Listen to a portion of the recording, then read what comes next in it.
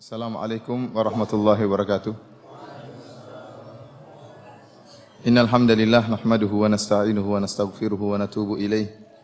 Wa na'udzu billahi min syururi anfusina wa min sayyiati a'malina. May yahdihillahu fala mudilla lahu wa may yudlil fala hadiyalah. Wa asyhadu an la ilaha illallah wahdahu la syarika lah wa asyhadu anna Muhammadan abduhu wa rasuluhu la nabiyya ba'dah. Ya ayyuhalladzina amanu taqullaha haqqa tuqatih wa la tamutunna illa wa antum muslimun.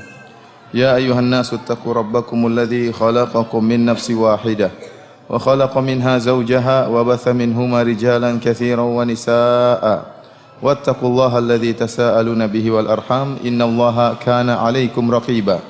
Ya ayyuhalladzina amanu taqullaha wa qulu qawlan sadida yuslih lakum a'malakum wa yaghfir lakum dhunubakum. Wa may yuti'illaha wa rasulahu faqad faza fawzan 'azima. Amma ba'd, fa inna asdaqal hadithi kitabullah wa khairal huda huda Muhammadin sallallahu alaihi wasallam. Wa syarrul umuri muhdatsatuha wa kullu muhdatsatin bid'ah wa kullu bid'atin dhalalah wa kullu dhalalatin finnar. Ikhwani fillah wa akhwati fid din, azani Allah wa iyyakum. Alhamdulillah, pada kesempatan hari ini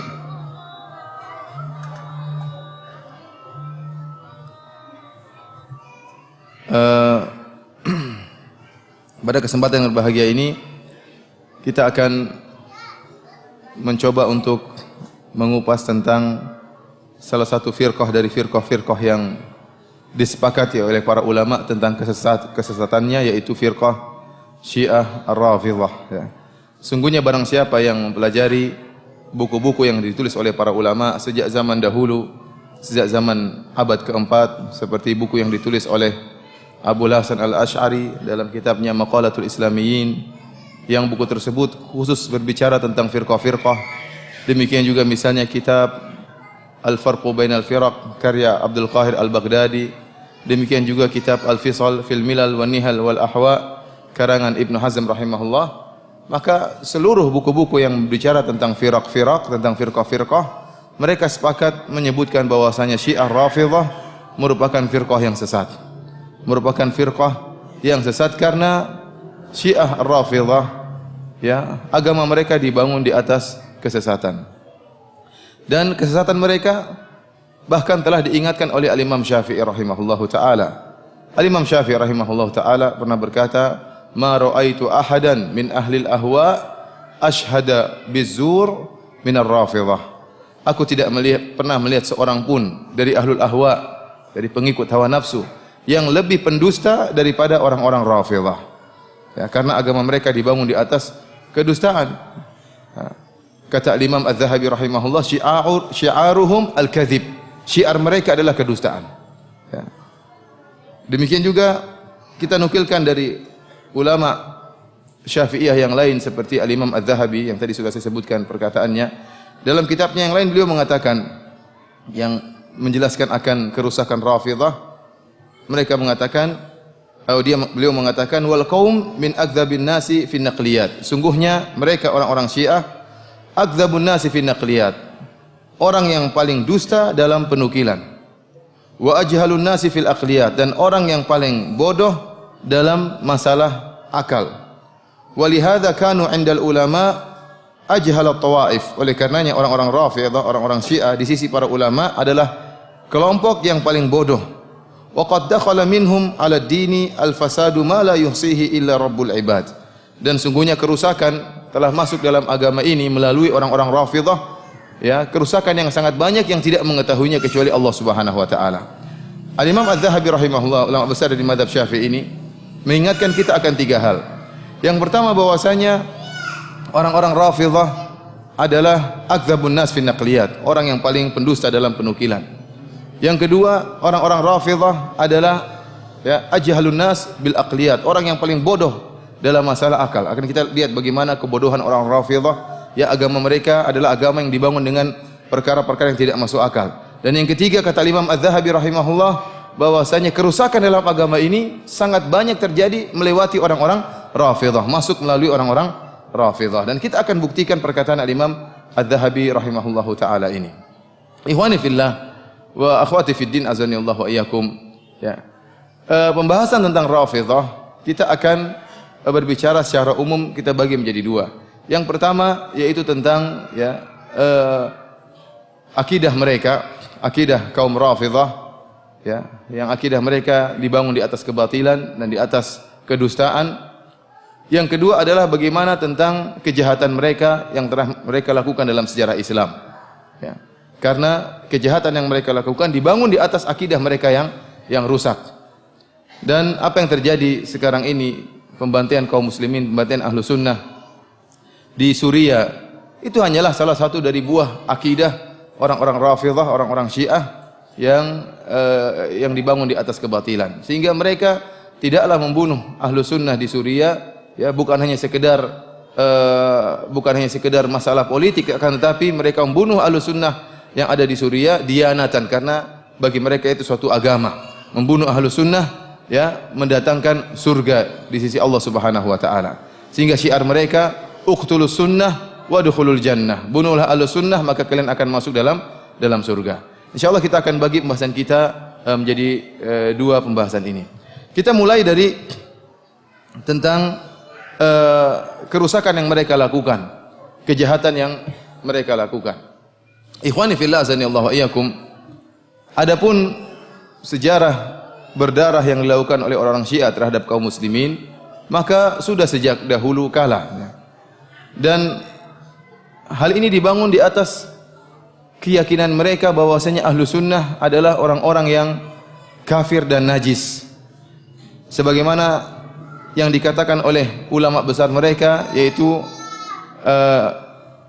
yang bernama Nikmatullahi Al-Jazairi dalam kitabnya Al-Anwar An-Nu'maniyah. Jadi kita tatkala menukil akidah orang-orang Syiah, kita nukil langsung dari buku-buku mereka. Alhamdulillah sekarang buku-buku mereka mudah untuk didapatkan. Bahkan di internet juga ada, bisa kita download dalam bentuk PDF. Dan yang berkesempatan ingin membeli, silakan buku-buku mereka terdapat diperjualbelikan. Bisa beli di Iran, bisa beli di Lebanon, bisa beli di Kuwait, buku-buku mereka di Bahrain. Alhamdulillah sekarang mudah bagi Ahlussunnah untuk menelaah langsung buku-buku mereka. Dan kita tatkala menyebutkan akidah orang-orang Syiah, kita tidak menukil dengan perantara, tidak, tapi kita langsung nukil dari buku-buku mereka. Lihatlah bagaimana keyakinan mereka terhadap Ahlussunnah wal Jamaah. Nikmatullah Al-Jazairi dalam kitabnya Al-Anwar An-Nu'maniyah, dia mengatakan bahwasanya adapun An-Nasibi, yaitu Sunni, jadi mereka menamakan Ahlussunnah dengan Nawasib, penentang Ahlul Bait. Kata dia, pembahasan tentang Nasibi, tentang Sunni, dijelaskan melalui dua perkara. Dia mengatakan al-awwal, yang pertama pembahasan tentang fi bayani ma'na nasib alladhi warada fil akhbar annahu najisun wa annahu syarrun minal yahudi wan nasrani wal majusi wa annahu kafirun najisun bi ijma'i ulama'il imamiyah. Pembahasan pertama tentang siapa yang dimaksud dengan Nasibi, yang telah datang dalam banyak riwayat yang menunjukkan bahwasanya Nasibi adalah najis, yaitu Sunni adalah najis dan lebih buruk daripada Yahudi, daripada Nasrani dan daripada Majusi, dan bahwasanya seorang Sunni adalah kafir, najis berdasarkan ijma' ulama al-imamiyah, ulama Rafidhah, ulama Syiah al-imamiyah Ithnai Asyariyah. Kemudian dia menjelaskan tentang makna Nasibi, dan dia menyimpulkan bahwasanya yang dimaksud dengan Nasibi adalah semua orang yang mendahulukan selain Ali di atas Ali. Semua orang yang mendahulukan selain Ali bin Abi Thalib di atas Ali bin Abi Thalib radhiyallahu taala anhu, maka dia adalah Nasibi. Bahkan dia berkesimpulan, oleh karenanya kata dia bahwasanya Abu Hanifah adalah termasuk dari Nasibi. Dia mengatakan wa yu'ayyu hadal ma'na annal a'immah, yang menunjukkan akan hal ini bahwa semua yang mendahulukan selain Ali terhadap Ali dikatakan Nasibi, bahwasanya para imam-imam wa khawasahum, dan juga orang-orang khusus di antara mereka, atlaqu lafdzan Nasibi ala Abi Hanifah, mereka menyatakan Abu Hanifah merupakan Nasibi, wa amsalih, demikian juga orang-orang semisal dengan Abu Hanifah. Ma'a anna Abu Hanifah lam yakun mimman nasabal adawah li alil bait, padahal Abu Hanifah tidak pernah menunjukkan permusuhan terhadap Ahlul Bait. Bal kana lahum qita'un ilaihim wa kana yuzhir lahum tawaddud. Akan tapi Abu Hanifah Bahkan Abu Hanifah sering menunjukkan ya kasih sayang terhadap Ahlul Bait. Dia tidak pernah musuhi Ahlul Bait. Akan tapi kenapa dia dikatakan nasibi? Na'am kana yukhalifu ara'ahum wa yaqulu qala Ali wa ana aqul. Akan tapi kenapa? Karena Abu Hanifah menyelisih pendapat-pendapat Ahlul Bait. Dan Abu Hanifah pernah berkata, Ali berpendapat demikian, saya berpendapat demikian. Karena Abu Hanifah tidak mengakui perkataan Ali bin Abi Thalib, ya, maka dikatakan sebagai apa? Nasibi. Nasibi. Oleh karenanya semua orang yang mengatakan Abu Bakar lebih utama daripada Ali bin Abi Thalib, maka dialah nasibi yang dihukumi oleh orang-orang Syiah sebagai orang yang najis, yang kafir, syarrun minal yahudi wan nasrani wal majusi, lebih buruk daripada Yahudi dan Nasrani dan Majusi. Kemudian pembahasan kedua itu tadi pembahasan tentang ta'rif nasibi. Apa sih definisi nasibi? Ya, kita semua termasuk dalam nasibi menurut mereka. Kita termasuk sunnah, ahlu sunnah karena menyatakan ahlu sunnah menyatakan Abu Bakar dan Umar lebih utama daripada Ali bin Abi Thalib, maka kita dianggap najis oleh mereka. Pembahasan kedua, fi jawazi qatlihim wastibahati amwalihim, tentang bolehnya membunuh mereka ahlu sunnah dan halalnya harta-harta mereka. Dia berkata, ya, wa hukmuhu indahum kal kafiril harbi fi aktsaril ahkam. Bahwasanya hukum seorang nasibi, seorang sunni di sisi para ulama Syiah seperti kafir harbi, seperti orang kafir yang menyerang. Kita tahu orang kafir yang menyerang boleh dibunuh dan boleh diambil apa? Hartanya. Kita itu dianggap kafir harbi menurut orang-orang Syiah. Oleh karenanya mereka menukil suatu riwayat, ya, dari Abu Abdullah. Jadi anehnya orang-orang Syiah ini, buku-buku mereka tidak sampai, riwayat-riwayat mereka kebanyakan tidak sampai kepada Rasulullah. Tapi riwayat-riwayat mereka ujungnya kepada Abu Abdullah, yaitu Ja'far As-Sadiq. Ya. Jadi kalau kita buka misalnya buku Biharul Anwar, kemudian kita buku mereka seperti Al-Kulaini, Al-Kafi Al-Kulaini, kita juga buka buku mereka seperti Al-Anwar An-Nu'maniyah. Ujung-ujungnya riwayatnya kepada berkata Abu Abdullah, yaitu Ja'far As-Sadiq. Dia berkata demikian. Bagi mereka perkataan Ja'far As-Sadiq adalah perkataan yang paling tinggi, bisa mengkhususkan Al-Qur'an dan bisa bisa menasakh Al-Qur'an. Karena bagi mereka perkataan imam adalah perkataan, ya, yang langsung dari Allah Subhanahu wa taala. Oleh karenanya tidak ada yang paham Al-Qur'an kecuali para imam. Nanti akan kita jelaskan bagaimana keyakinan mereka terhadap Al-Qur'an. Sehingga setiap perkataan imam merupakan hujjah yang paling kuat menurut mereka. Contohnya seperti ini dalam riwayat ini mengenai najisnya ahlu sunnah. Ya. Mereka nukil riwayat mereka dari siapa? Abu Abdullah, ya, Ja'far As-Sadiq. Ditanya, "Ma taqulu fi qatli nasib?" Bagaimana pendapatmu tentang membunuh seorang nasibi, seorang sunni? Apa kata dia? Qala halalud dam. Darahnya halal. Jawabannya apa? Darahnya halal. Lakinni ittaqi alayka fa in qadirta an taqlib alayhi ha'itan aw tughriqahu fi ma'in likay la yushhad bihi alayka faf'al. Tapi kalau kau mampu untuk membunuh seorang sunni, ya, dengan menjatuhkan tembok, ya, di atas orang sunni tersebut, atau kau tenggelamkan dia supaya tidak ada yang menyaksikan kejahatanmu, ya, maka lakukanlah. Jadi usahakan bunuh orang sunni diam-diam supaya tidak ada yang tahu. Fakultu, aku bertanya lagi, fama tara fi malihi, bagaimana pendapatmu tentang harta seorang sunni? Kata Abu Abdullah, khudhu ma qadirt, ambillah semampumu, ambillah semampumu. Dan fatwa dari Abu Abdullah ini, dari imam mereka ini, dipraktekkan oleh orang-orang Syiah. Dan ini juga disebutkan oleh Ni'matullah Al-Jazairi dalam kitabnya Al-Anwar An-Nu'maniyah. Dia menyebutkan, wa fir riwayat, dalam riwayat-riwayat yang banyak, anna Ali bin Yaqtin wa huwa wazir Rashid qad ijtama'a fi habsihi jama'atun minal mukhalifin. Perhatikan, dia mengatakan dalam banyak riwayat disebutkan bahwasanya Ali bin Yaqtin, salah seorang Rafidhah, yang dia merupakan wazir menterinya Ar-Rasyid. Ar-Rasyid adalah dari Ahlus Sunnah wal Jamaah. Namun wazirnya adalah Ali bin Yaqtin. Qad jama'a fi habsihi jama'atun minal mukhalifin. Suatu saat di dalam penjara berkumpul sekelompok orang dari mukhalifin. Mukhalifin siapa? Ahlus Sunnah. Sampai sekarang istilah mukhalif masih mereka gunakan. Antum kalau nonton di YouTube, banyak ulama-ulama mereka mengatakan adapun al-mukhalif, adapun penyelisih kami. Penyelisih kami maksudnya apa? Ahlu sunnah. Jadi istilah mereka sebutkan Ahlussunnah dengan istilah nasibi, di istilah Wahabi, dengan istilah juga mukhalif, penyelisih.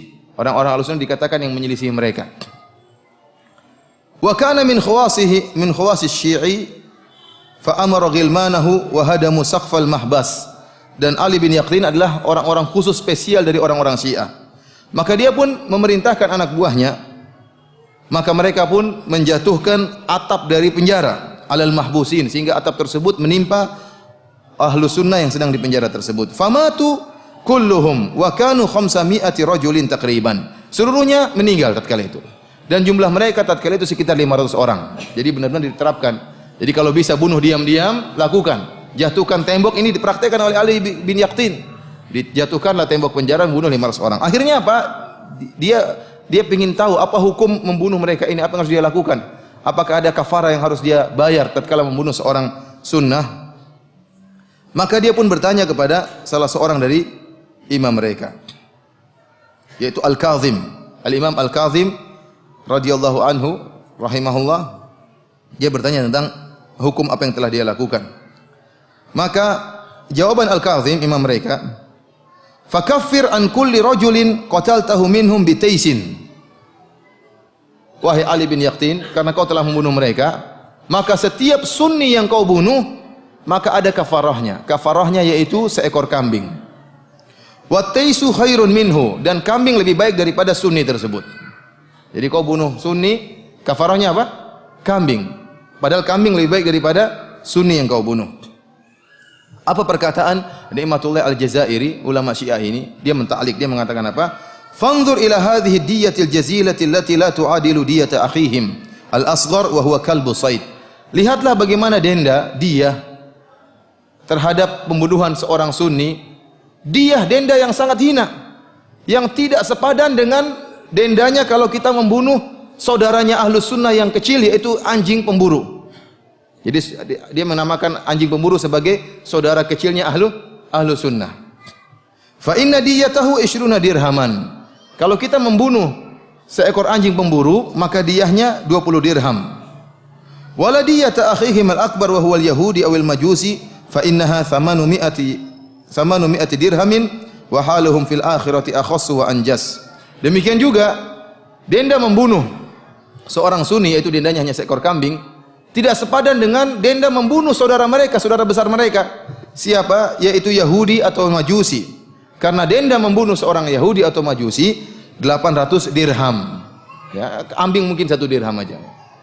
Wa haluhum fil akhirati akhas wa anjas, dan kondisi ahlu sunnah di akhirat lebih buruk dan lebih najis daripada Yahudi dan Nasrani. Ya. Ini keyakinan mereka ya, terhadap ahlu sunnah wal jamaah. Mereka meyakini bahwasanya ahlu sunnah wal jamaah lebih kafir daripada Yahudi, Nasrani, Majusi. Bahwasanya ahlu sunnah lebih hina daripada anjing buruan, dan ahlu sunnah darahnya halal untuk ditumpahkan, kemudian hartanya juga halal untuk diambil. Oleh karenanya apa yang kita lihat sekarang, pembunuhan yang terjadi di Suriah merupakan hal yang biasa, karena apa yang mereka lakukan dibangun di atas akidah bahwasanya najisnya ahlu sunnah dan boleh membunuh ahlu sunnah wal jamaah. Bahkan ulama besar mereka, Asyirazi di zaman sekarang ini, dan suaranya masih antum bisa lihat, bisa dengar di YouTube. Dia mengatakan apa? Kata dia, fal wahabi al-irhabi al-kafir an-nasibi al-wahshi yajibu qatluhu wa kulli man yu'ayyiduhu. Kata dia, seluruh wahabi, teroris yang kafir dan nasibi, yang bengis, wajib untuk dibunuh. Wajib untuk dibunuh, dan seluruh orang yang mendukung mereka harus wajib juga untuk dibunuh. Min rajuliddin, baik orang yang agamis, au ghairu rajuliddin, atau orang yang umum selain orang yang agamis, yajibu qatluhu, wajib untuk dibunuh. Wa man la yaqulu biwujubi qatli haula wa biwujubi qatli muayyidihim fa huwa alaniyatan yakfuru bil Qur'an. Barang siapa yang mengatakan tidak wajib untuk membunuh mereka, orang-orang Wahabi, dan tidak wajib membunuh orang-orang yang mendukung Wahabi, maka dia telah kafir kepada Al-Quran secara terang-terangan. Jadi mereka meyakini bahwasanya Wahabi atau Sunni wajib untuk dibunuh. Karenanya ikhwani fillah akhwati fiddin azani Allah yakum, pada kesempatan bahagia ini kita akan menyebutkan tentang bagaimana sejarah berdarah yang telah mereka goreskan dalam sejarah Islam. Bagaimana pembantaian-pembantaian kaum muslimin yang telah mereka lakukan dalam sejarah Islam. Kita mulai dari pembunuhan yang dilakukan terhadap Amirul Mukminin Umar bin Khattab radhiyallahu taala anhu. Dan saya akan menukil sejarah ini dari kitab Al-Bidayah wan Nihayah karangan Al-Hafidz Ibnu Katsir rahimahullah. Saya berusaha menukil perkataan ulama Syafi'iyah dari mazhab Syafi'iyah. Tadi di awal pengajian saya nukil perkataan Imam Syafi'i, kemudian saya nukil perkataan Imam Az-Zahabi yang mereka merupakan sejarawan dari ulama Syafi'iyah. Kemudian sekarang saya nukil dari Al-Hafidz Ibnu Katsir yang seorang ulama yang masyhur yang memiliki tafsir Ibnu Katsir yang alhamdulillah tafsir Ibnu Katsir telah diterjemahkan dalam bahasa kita dan tersebar di kalangan masyarakat. Al-Hafidz Ibnu Katsir memiliki buku sejarah yang berjudul Al-Bidayah wan Nihayah. Ya, yang beliau menjelaskan tentang sejarah-sejarah yang terjadi dalam sejarah Islam. Di antaranya beliau menyebutkan tentang terbunuhnya Umar bin Khattab radhiyallahu taala anhu yang dilakukan oleh Abu Lu'lu'ah Al-Majusi. Kita tahu bahwasanya Umar bin Khattab radhiyallahu taala anhu bukanlah dibunuh oleh seorang Syiah. Karena Syiah di zaman Umar bin Khattab belum ada. Syiah baru muncul di zaman Ali bin Abi Thalib. Di zaman Abu Bakar tidak ada Syiah, di zaman Umar bin Khattab tidak ada Syiah, ya. Di zaman Utsman juga belum ada, sudah mulai muncul di zaman Utsman, ya. Ya, dengan adanya Abdullah bin Sabah, akan tapi nampak begitu besar Syiah tatkala di zaman Ali bin Abi Thalib. Di zaman Umar belum ada. Lantas apa kaitannya pembunuhan Abu Lu'lu' Al-Majusi terhadap Umar? Kenapa kita kaitkan dengan orang-orang Syiah? Kenapa? Karena orang-orang Syiah mendukung pembunuhan Umar bin Khattab radhiyallahu taala anhu. Bahkan mereka mengagung-agungkan Abu Lu'lu' Al-Majusi yang telah berhasil membunuh Umar bin Khattab radhiyallahu taala anhu. Kita tahu bahwasanya, ya, pada tahun 23 Hijriah, Umar bin Khattab radhiyallahu taala anhu dibunuh oleh Abu Lu'lu'ah Fairuz Al-Majusi dengan cara yang penuh dengan cara pengecut. Ya, dia masuk ke dalam Masjid Nabawi tatkala Umar bin Khattab sedang salat subuh. Kemudian Umar bin Khattab radhiyallahu taala anhu, ya, Amirul Mukminin menjadi imam, maka dia salat di rakaat pertama. Abu Lu'lu'ah belum menikam Umar. Salat rakaat pertama, kemudian dia ruku, kemudian dia sujud, kemudian dia bangun lagi di rakaat kedua. Tatkala Umar mulai membaca tilawah di rakaat kedua, ya, Abu Lu'lu'ah menunggu jangan sampai ada apa namanya jamaah yang terlambat melihat dia ingin menikam Umar sehingga dia tunggu sampai rakaat kedua. Begitu rakaat kedua maka dia langsung menikam Umar bin Khattab radhiyallahu taala anhu dengan 3 tikaman. Salah satu tikaman yang dia tusuk kepada Umar adalah di bawah pusar Umar. Yang ini tikaman inilah yang menjadikan Umar radhiyallahu taala anhu meninggal dunia sehingga setiap beliau makan maka makanan tersebut keluar dari bawah pusar beliau. Ini dilakukan oleh Abu Lu'lu'ah Al-Majusi. Setelah itu Abu Lu'lu'ah Al-Majusi sempat, ya, diserang oleh para sahabat tatkala itu yang sedang menjadi makmum. Sehingga ada sekitar 7 orang atau 8 orang yang meninggal di tempat juga dibunuh oleh Abu Lu'lu'ah Al-Majusi karena dia menggunakan khanjar, dia menggunakan belati yang bermata dua dan beracun. Sementara para sahabat tidak siap, tidak menggunakan sholat, tidak membawa senjata mereka. Sehingga akhirnya dia merasa dirinya tidak bakalan selamat, maka dia pun bunuh diri. Dia pun bunuh diri. Sekarang Abu Lu'lu'ah Al-Majusi ini kuburannya diagung-agungkan di kota Iran, di kota Kashan. Antum bisa masuk di internet, antum bisa lihat sendiri bagaimana kuburannya. Kemudian ditulis oleh orang-orang Iran dengan Baba Syuja, sang pemberani, sang pahlawan. Mereka benar-benar mengagungkan Abu Lu'lu'ah Al-Majusi. Bahkan mereka sebutkan dalam buku-buku mereka bagaimana Abu Lu'lu'ah Al-Majusi adalah seorang pahlawan yang sangat hebat, ya, yang memiliki jasa yang besar dalam Islam karena telah berhasil membunuh Umar bin Khattab. Karena menurut mereka Umar bin Khattab adalah apa? Adalah tagut dan syaitan. Ya. Umar bin Khattab adalah tagut dan syaitan, dan Abu Lu'lu'ah Al-Majusi telah berhasil berjasa besar membunuh tagut dan syaitan.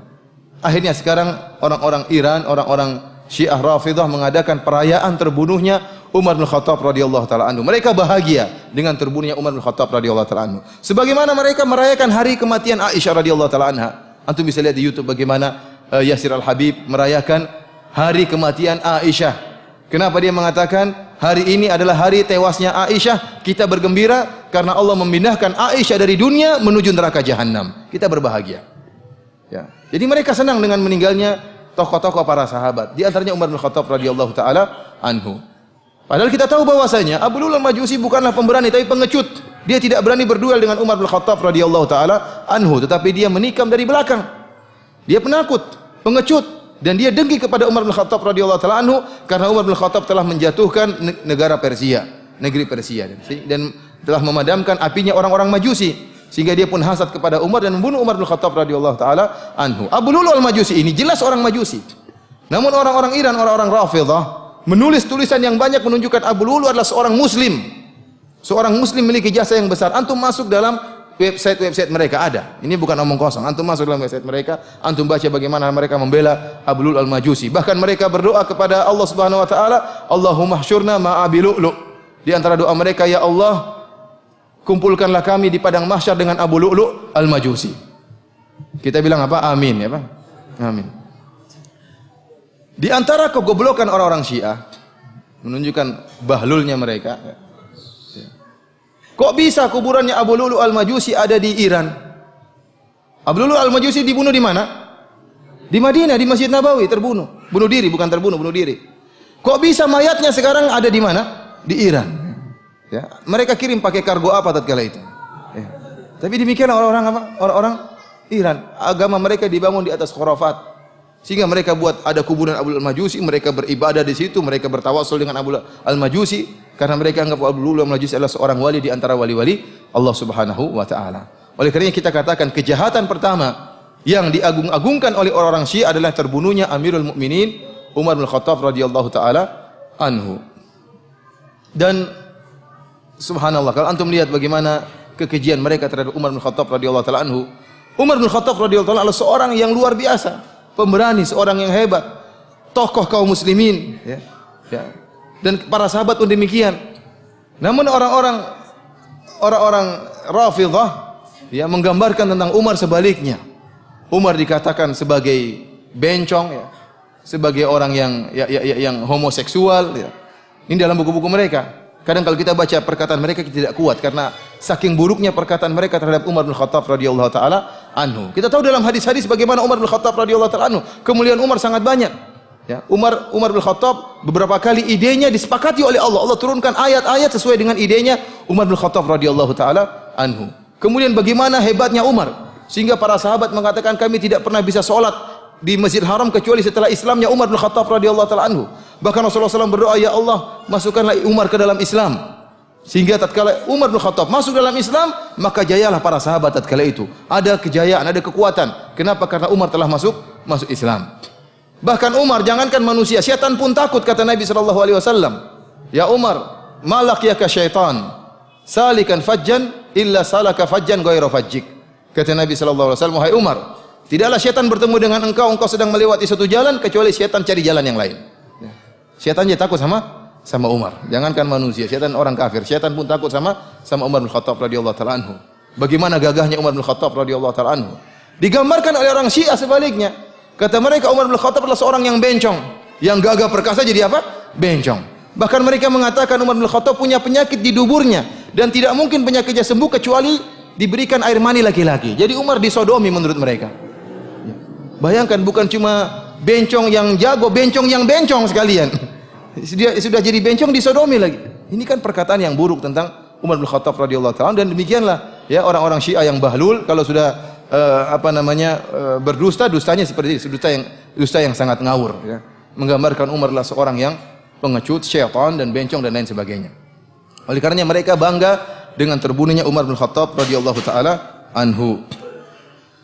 Oleh karena ikhwani fillah azanillahu wa iyyakum, mereka menafsirkan firman Allah Subhanahu wa taala, ya, yaitu Rabbana arinal ladaini adallana minal jinni wal insi naj'alhuma tahta aqdamina liyakuna minal asfalin.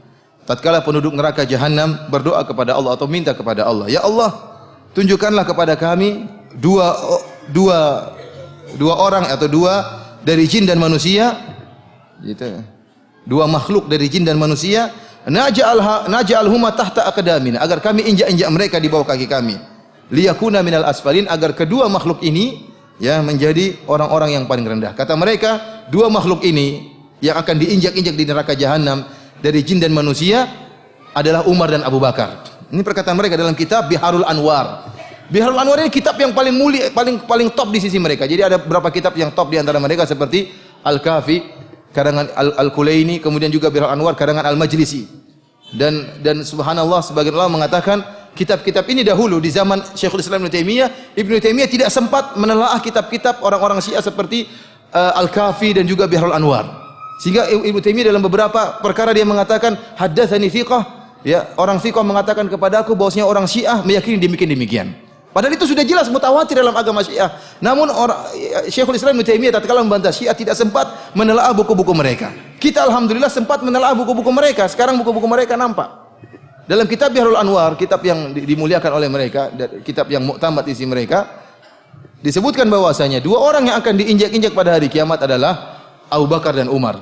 Kenapa Abu Bakar Umar dikatakan al-jin minal jinni wal insi minal jin, artinya Umar bin Khattab. Kata mereka, Umar adalah jin yang disebutkan dalam ayat ini. Innama kunniya bihi anhu li'annahu kana syaitanan.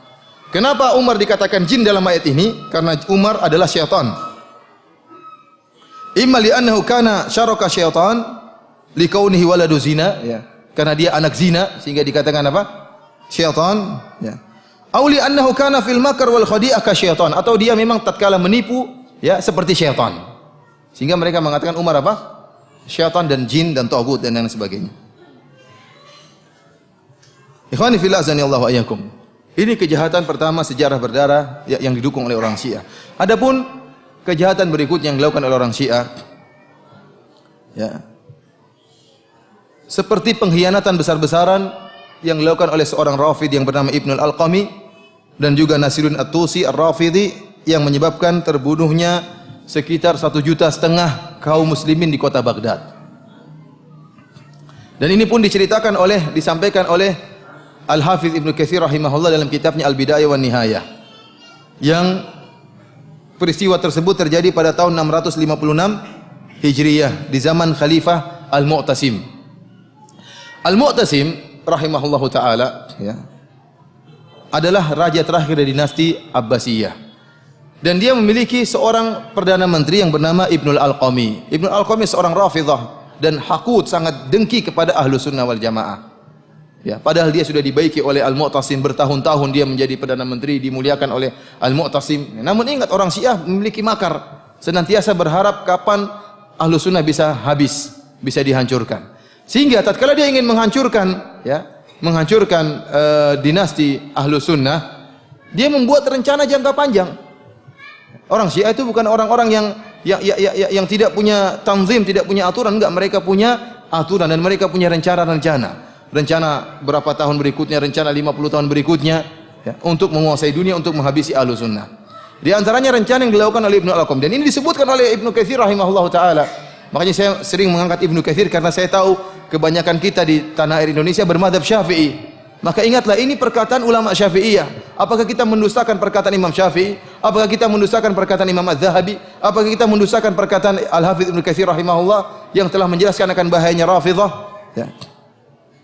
Karena sekarang banyak orang-orang yang mengaku bermadzhab Syafi'i, ya, berkhianat dan mengesankan bahwasanya Syiah tidak ada masalah. Syiah adalah saudara-saudara kami. Ini adalah pengkhianatan, kedustaan yang mereka lakukan terhadap rakyat atau Ahlus Sunnah yang bermadzhab Syafi'iyah. Ibnu Katsir menyebutkan bahwasanya Ibnu Al-Alqami tatkala ingin menghancurkan Ahlus Sunnah, maka dia meletakkan rencana jangka panjang. Pertama, dia merayu khalifah untuk, ya, mengurangi gaji para tentara.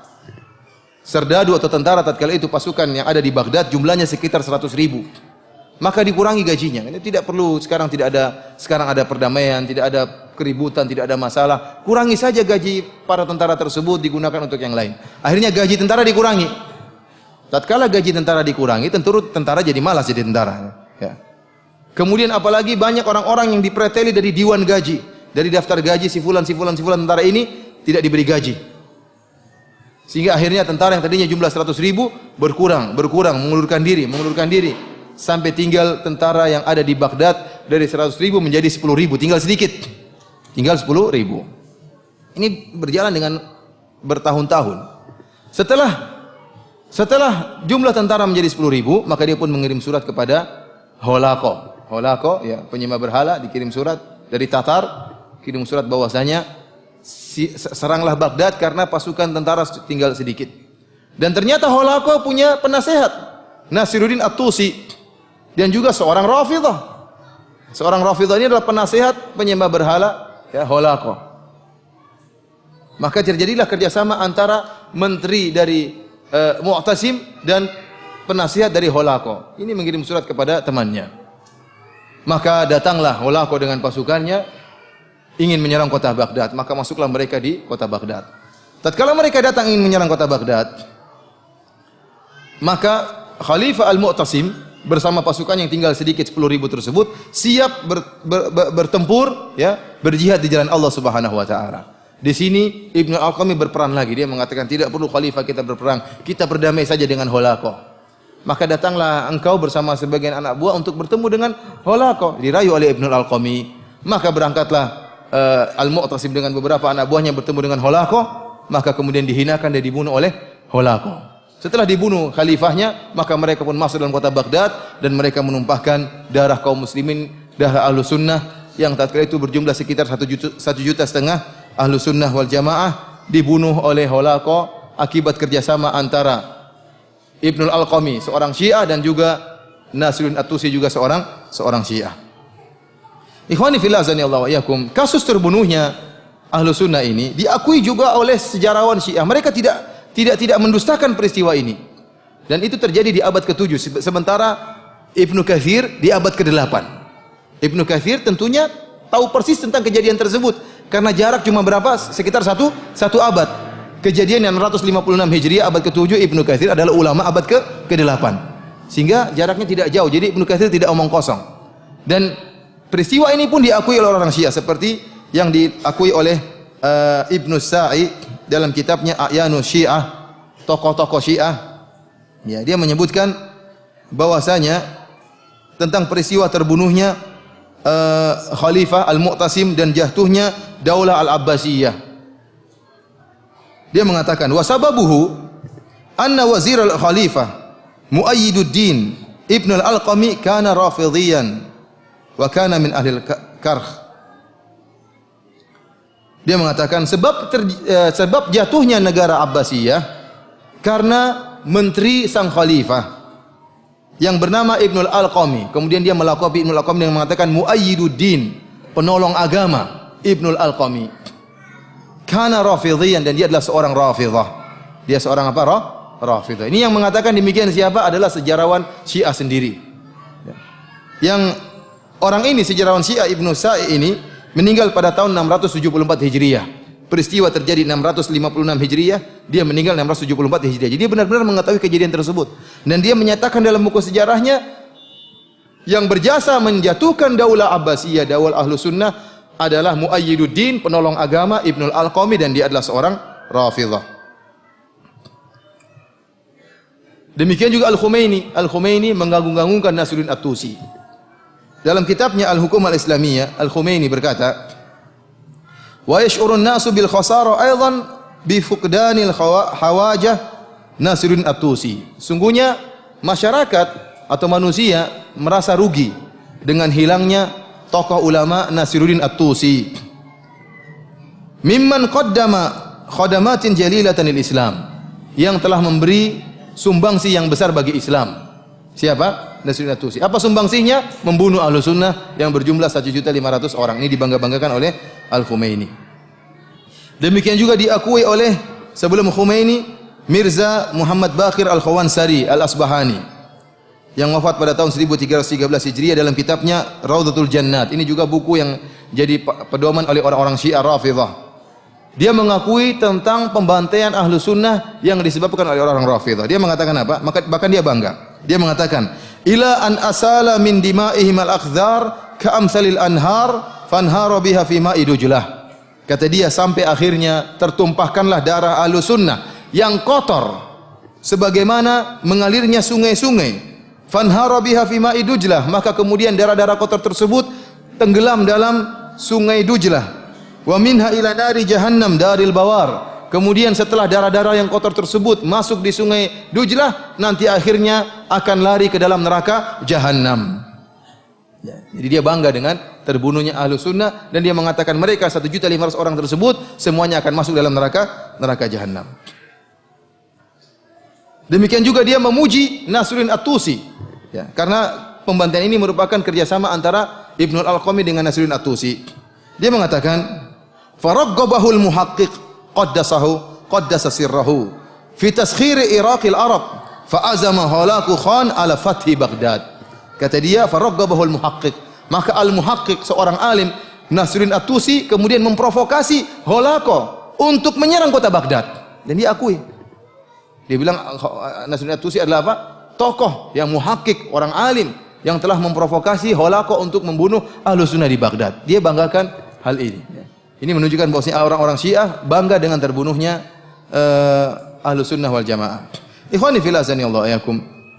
Dan tentunya masih banyak kejadian-kejadian, sejarah-sejarah berdarah yang dilakukan oleh orang Syiah terhadap Ahlussunnah wal Jamaah. Antum bisa buka dalam buku-buku sejarah, sering terjadi berulang-ulang, ya, pembantaian-pembantaian Ahlussunnah wal Jamaah. Dan sekarang kita lihat buktinya zaman sekarang ini, pembantaian Ahlussunnah wal Jamaah di Iran, di Irak, ya.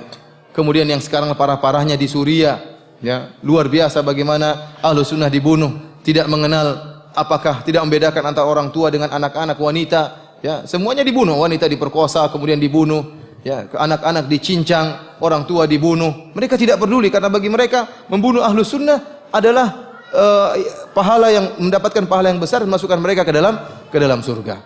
Namun ikhwani fillah azanillahu wa iyyakum, alhamdulillah, dengan terjadinya pembantaian Ahlussunnah di Suriah, ya, ini ada hikmah yang luar biasa yang saya lihat. Hikmahnya apa? Hikmahnya bahwasanya Ahlussunnah mulai tersadarkan. Karena kebanyakan Ahlussunnah mereka terpedaya dengan slogan-slogan Syiah. Syiah senantiasa melakukan taqiyah. Dia mengatakan kami adalah bersaudara, kami adalah saudara kalian. Kita Syiah adalah mazhab kelima. Bahkan ini didukung oleh ulama-ulama Ahlussunnah yang terpedaya dengan mereka atau yang dibeli oleh mereka, karena sebagian ulama Ahlussunnah dibeli oleh orang Syiah, orang Iran, sehingga mereka pun membela-bela mazhab Iran, mazhabnya orang-orang Syiah. Namun tatkala terjadi pembantaian di Suriah, ya, sekarang terbuka mata Ahlussunnah bagaimana bahayanya orang-orang Rafidhah. Saya dahulu tatkala ke Madinah sekitar 12 tahun yang lalu, kalau saya berbicara dengan orang Saudi, saya bilang, bahaya bagaimana orang Syiah di tempat kalian. Kata mereka, kata orang Saudi, ya akhi, mereka juga saudara kita. Musuh kita sama, Yahudi dan Amerika. Kita orang Syiah saudara kita. Mereka juga Islam, Nabi mereka juga Muhammad, Tuhan mereka juga Allah Subhanahu wa taala. Itu dulu perkataan mereka. Sekarang tidak ada lagi perkataan seperti itu. Sekarang Ahlussunnah sudah sadar akan bahayanya orang-orang Syiah, bagaimana mereka membasmi Ahlussunnah di mana-mana. Mereka membunuh saudara-saudara kita di Iran, mereka membunuh saudara-saudara kita di Irak dengan begitu sadisnya, apalagi sekarang yang ada di Suriah. Sehingga sekarang taqiyah yang mereka lakukan tidak bermanfaat. Sekarang di seluruh negeri Arab, orang-orang Syiah tidak bisa bertaqiyah lagi. Percuma, karena sudah ketahuan, tidak mungkin. Tidak mungkin lagi mereka bertaqiyah. Mereka ingin menyembunyikan akidah mereka, sekarang sudah terbongkar dengan bagaimana mereka membantai Ahlussunnah di Suriah. Dan sekarang orang-orang Syiah semua bersatu, baik Iran maupun Libanon dengan Suriah, tentara Suriah bergabung menyerang Ahlussunnah wal Jamaah. Dan ini adalah perang agama, bukan perang politik. Ya.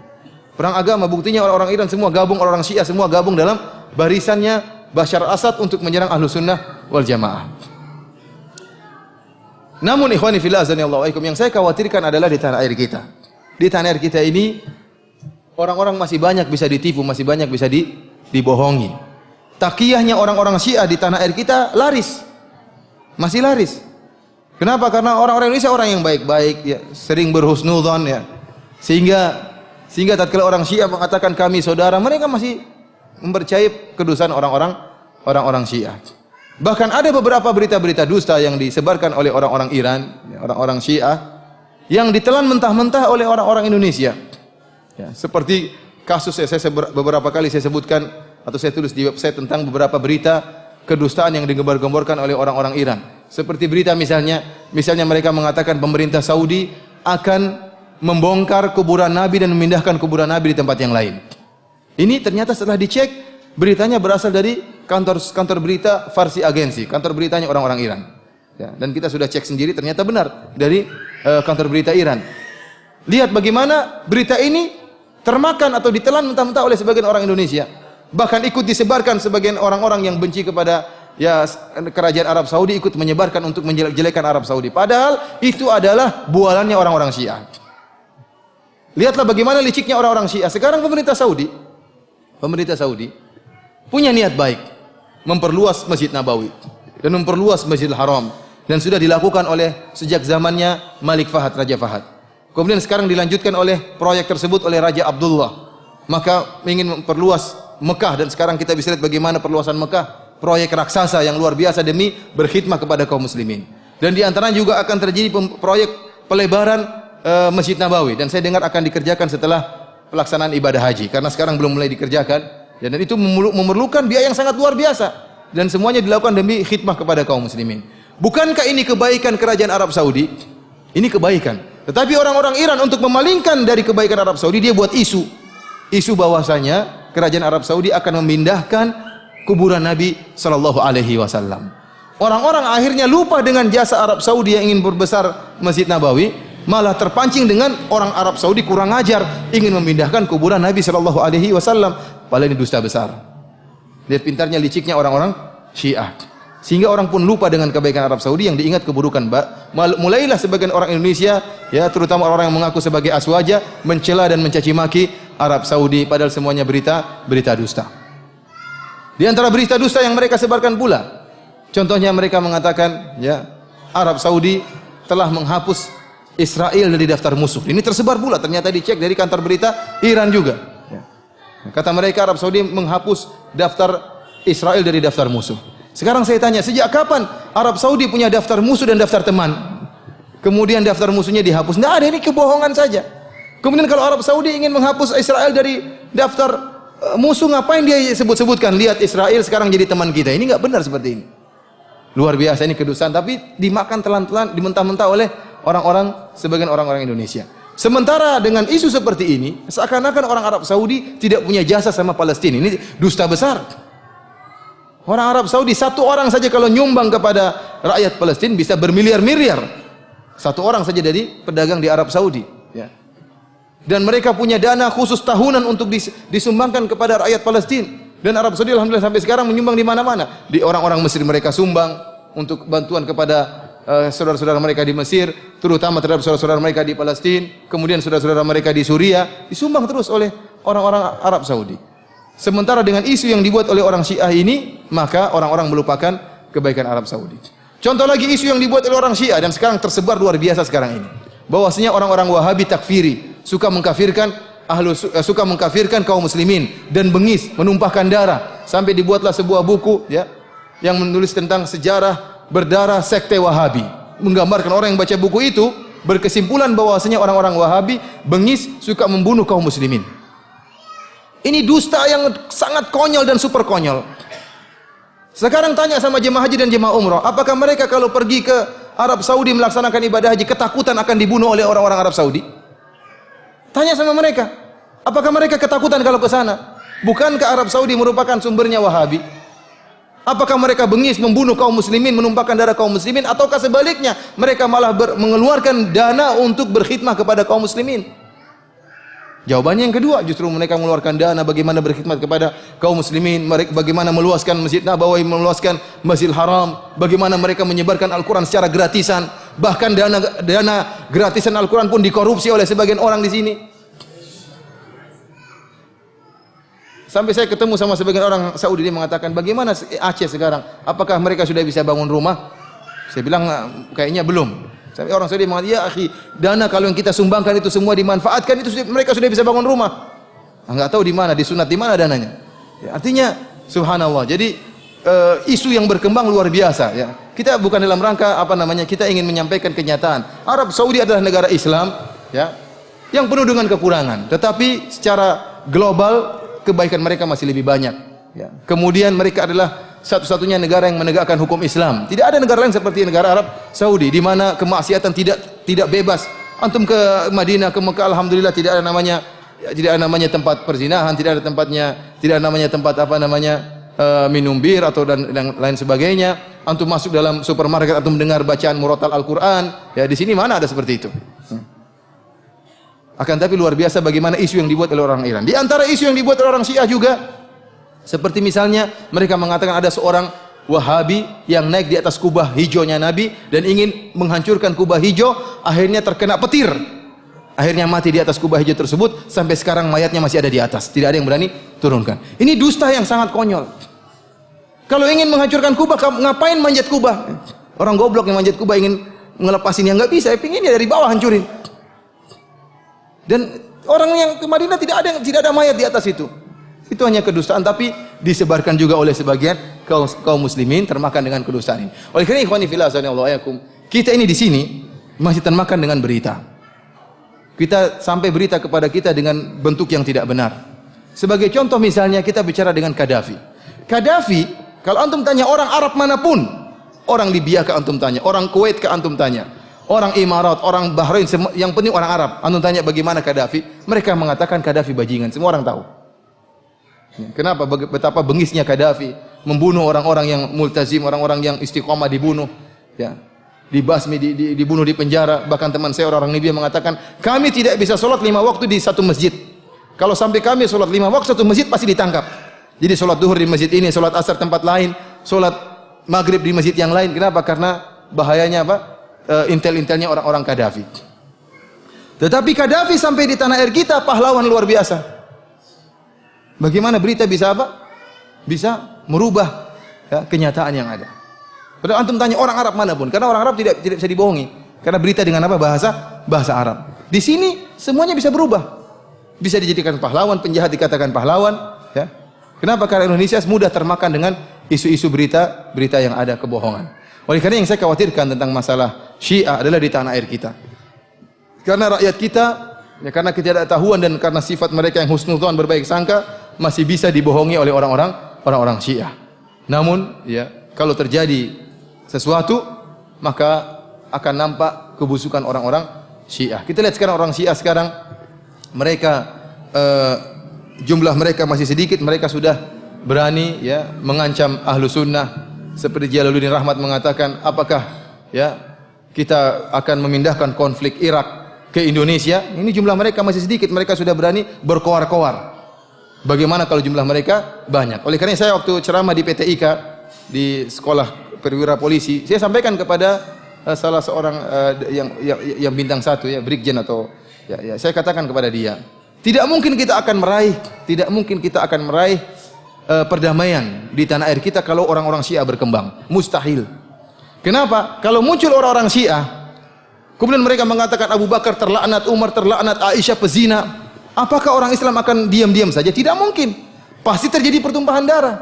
Ibu kita saja kalau dibilang pezina kita ngamuk, apalagi istrinya Nabi SAW. Kalau ada orang Syiah mengatakan Al-Quran lagi tidak sah, Al-Quran ada perubahan, kira-kira orang-orang akan diam? Mustahil akan diam. Mungkin ada yang dibayar orang-orang Syiah, orang-ulama Ahlussunnah dibayar, kemudian dia diam, tapi orang-orang awam yang tidak dibayar akan ngamuk. Dan tidak semua ulama mau dibayar oleh orang Syiah. Dan pasti akan terjadi pertumpahan darah. Mustahil tidak terjadi pertumpahan darah. Mau mengatakan orang Syiah disuruh diam, mustahil mereka akan diam karena mereka menyebarkan agama mereka, menyebarkan akidah mereka. Ikhwani fillah azanillahu iyyakum, di antara kejahatan orang Syiah adalah kejahatan yang mereka lakukan di Haramain. Al-Haramain itu di Masjid Nabawi dan Masjidil Haram. Kenapa mereka berani melakukan kejahatan di Masjidil Haram dan Masjid Nabawi? Karena memang mereka menganggap Masjidil Haram dan Masjid Nabawi kurang bernilai. Ini di antara yang perkataan Ibnu Taimiyah tadi dalam kitab Minhajus Sunnah. Ibnu Taimiyah mengatakan, akhbarani thiqah, ada seorang yang terpercaya mengatakan bahwasanya orang-orang Syiah mengagungkan Karbala lebih daripada Haramain. Ibnu Taimiyah rupanya tidak tahu buku-buku, tidak sampai kepada dia buku-buku orang Syiah. Padahal riwayat tentang Karbala lebih afdal daripada Haramain ini riwayat yang mutawatir, terlalu banyak dalam buku-buku mereka. Dan antum bisa lihat di YouTube, ya. Saya pernah lihat di YouTube bagaimana ceramah-ceramah mereka tentang Karbala. Dan antum bisa masuk dalam website mereka bagaimana keutamaan tanah Karbala. Di antaranya saya sebutkan suatu riwayat, ya. Qala Ja'far As-Shadiq, dialah Abu Abdullah, dia mengatakan tentang keutamaan tanah Karbala. Inna ardal Ka'bah qalat, sungguhnya tanah Ka'bah, yaitu tanah yang di atasnya Ka'bah, berkata, man mithli wa qad buniya baitullahi ala dhahri. Siapa yang seperti saya? Telah dibangun rumah Allah di atas saya. Ya'tini nasu min kulli fajin amik. Orang-orang telah datang kepada saya dari segala penjuru dunia ini. Wa ju'iltu haramallahi wa amnahu. Dan aku dijadikan sebagai tanah suci. Ini ceritanya kata Ja'far bahwasanya tanah Ka'bah lagi pamer, lagi sombong. Apa kata Ja'far? Fa'auhallahu ilaiha an kufi wa qarri. Maka Allah Subhanahu wa taala pun memberi wahyu kepada tanah Ka'bah, diamlah kamu, jangan banyak omong, diam. Ma fadlu ma fudilti bihi fima a'taitu Karbala ila bimanzilatil ibrah ghurisat fil bahr fahamalat min ma'il bahr. Kata Allah Subhanahu wa taala, wahai Ka'bah, wahai tanah Ka'bah, tidaklah keutamaanmu dibandingkan dengan keutamaan Karbala kecuali seperti jarum yang dimasukkan ke dalam lautan, kemudian dicabut jarum tersebut, keutamaanmu itulah di jarum tadi. Adapun lautan adalah keutamaan apa? Karbala. Walaula turbatu Karbala ma faddaltuki. Kalau bukan karena tanah Karbala, saya tidak akan muliakan engkau wahai tanah Ka'bah. Walaula man tadammanahu ardu Karbala ma khalaqtuki. Wahai tanah Ka'bah, kalau bukan karena di Karbala ada Husain dikubur di tanah Karbala, saya tidak akan memuliakan, tidak akan menciptakan engkau wahai siapa? Wahai tanah Ka'bah. Ini subhanallah. Ini tertulis dalam buku-buku mereka, jelas bahwasanya tanah Karbala lebih afdal daripada tanah Ka'bah. Bahkan saya pernah dengar ceramah di YouTube dari salah seorang ulama mereka dia mengatakan apa? Dia mengatakan tanah Karbala afdal dan lebih suci daripada tanah suci Mekah. Kenapa? Tanah suci Mekah kalau didatangi jemaah haji terasa sempit. Tapi kalau tanah Karbala dia bisa melebar. Jadi tanahnya bisa melar, apa? Ini bahlul sama orang siapa? Khurafat isinya. Kemudian kenapa Allah mengatakan kalau bukan tanah Karbala saya tidak akan ciptakan engkau wahai tanah Ka'bah. Yang duluan disucikan tanah Ka'bah atau tanah Karbala? Tanah Ka'bah. Karbala belakangan jadi suci. Kalau Husain dikubur di situ baru jadi suci. Husain kapan meninggalnya? Jauh. Tahun sekitar 80-an Hijriah. Taib sebelumnya tanah Ka'bah bagaimana? Kata dia dalam riwayat ini, kalau bukan ada Husain, saya tidak akan ciptakan engkau. Kalau bukan ada Husain dikubur di tanah Karbala, saya tidak akan ciptakan engkau wahai tanah Ka'bah. Ini khurafat yang luar biasa. Di antaranya mereka berkata tentang menziarahi kuburan Husain di Karbala lebih afdal daripada haji. Kata mereka dalam riwayat mereka, dalam kitab Furu' al-Kafi, ya, dikatakan inna ziyarata qabril Husain ta'dilu 20 hajjah wa afdal min 20 umrah wa hajjah. Sungguhnya menziarahi kuburan Husain itu sama dengan 20 kali haji. Wa afdal, dan lebih baik daripada 20 umrah wa hajjah, dan afdal daripada 20 umrah dan haji. Ada seorang yang berkata kepada seorang Rafidhah berkata kepada imamnya, dia mengatakan, ini hajjatu tis'a asyrata hajjah. Kata dia, wahai imam, saya sudah hajian 19 kali. Wa tis'a asyrata umrah, dan saya sudah umrah 19 kali. Maka sang imam berkata sambil mengejek, dia mengatakan apa?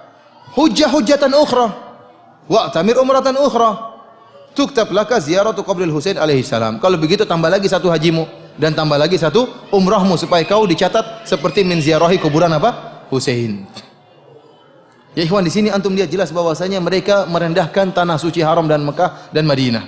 Mereka lebih mengutamakan tanah Karbala karena ibadah mereka adalah menyembah apa? Menyembah mayat.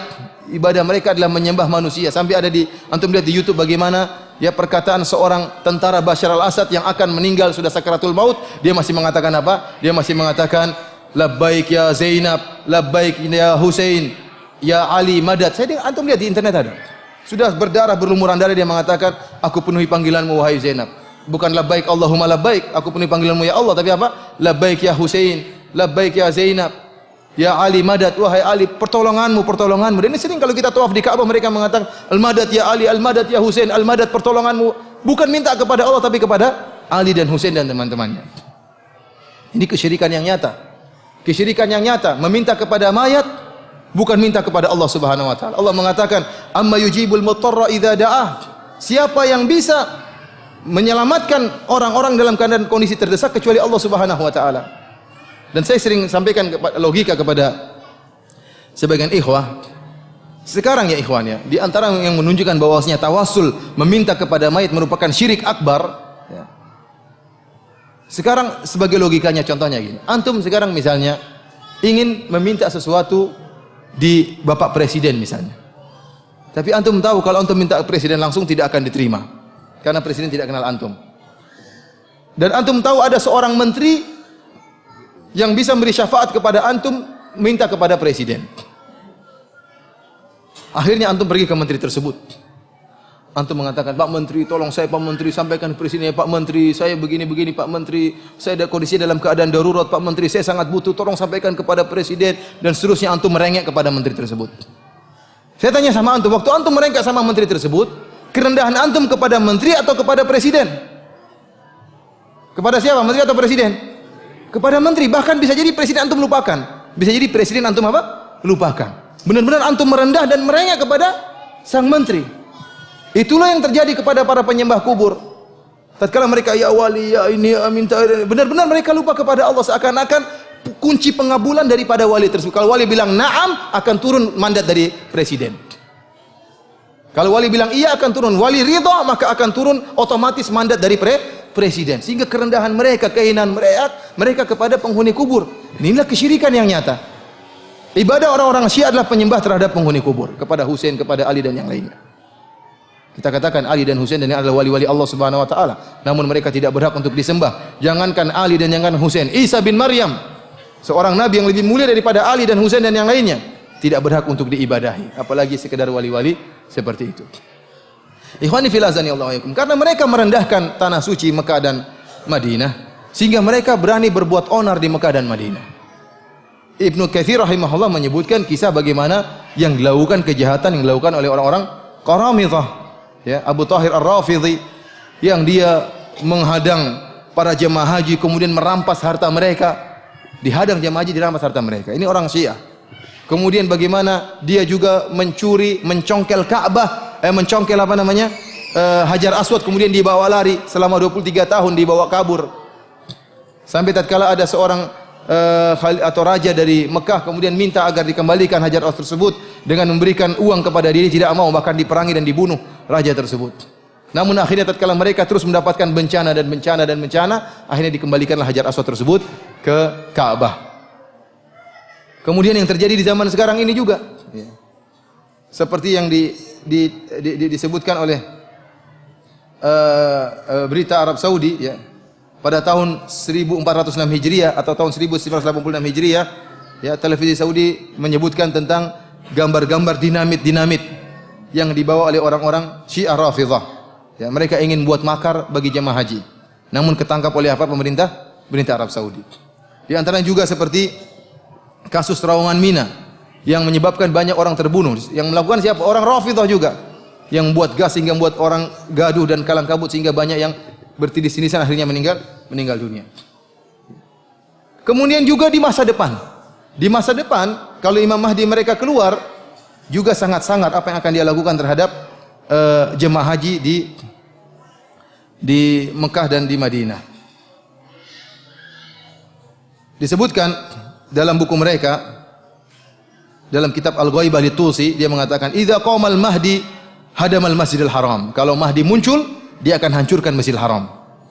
Wa qata aidiya Bani Syaibah wa allaqaha bil Ka'bah, dan dia akan memotong tangan-tangan Bani Syaibah. Bani Syaibah adalah yang sampai sekarang masih bertugas menjaga Ka'bah, ya, dari sejak zaman Nabi sampai sekarang.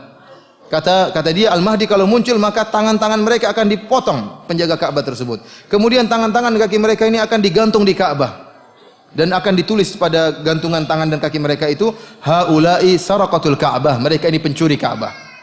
Nanti bayangan kalau keluar Mahdi sangar, ya, masjid dihancurkan oleh dia. Dalam riwayat yang lain, dalam kitab Al-Ghaibah lil Maqdisi, demikian juga Biharul Anwar, dikatakan innal qa'im yahdimu al-Masjidil Haram hatta yaruddahu ila asasihi. Bahwasanya Mahdi akan menghancurkan Masjidil Haram sampai dikembalikan kepada pondasinya, artinya benar-benar dihancurkan. Jadi mereka ini hasut sama siapa? Sama pemerintah Saudi, ya. Jadi pemerintah Saudi sudah bangun Masjidil Haram, sudah diperluas, itu akan dihancurkan nanti semuanya sama siapa? Imam Mahdi mereka, dikembalikan kepada pondasinya. Sadis banget ini.